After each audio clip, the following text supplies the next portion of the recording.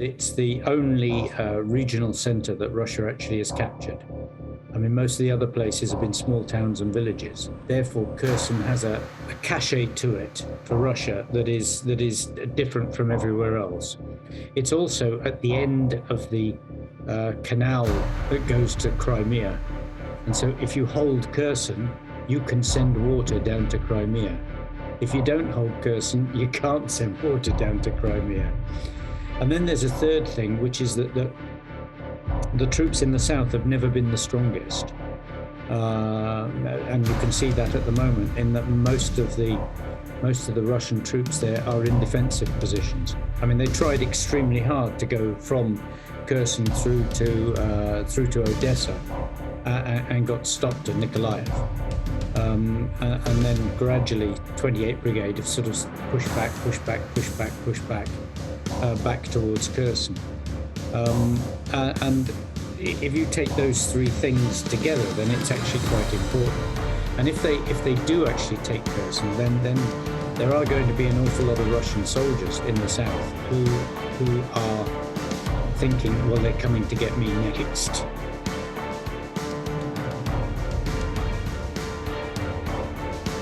I have no doubts that the Ukrainians are going to take it.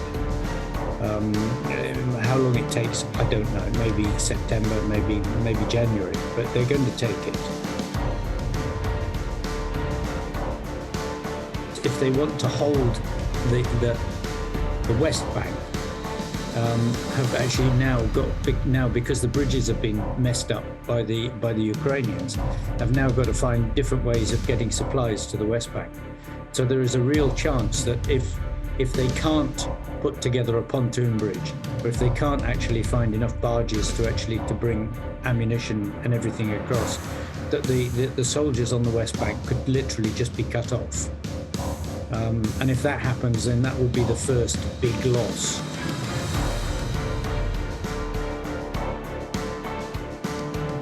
When it comes to the man-to-man fighting, then they are much better, and they're getting better all the time. Those that stay alive, of course, and you can see that the big problem is getting past the Russian artillery. They seem to have absolutely endless, bottomless amounts of ammunition to fire, and despite the fact that 40 ammunition dumps have been fired at.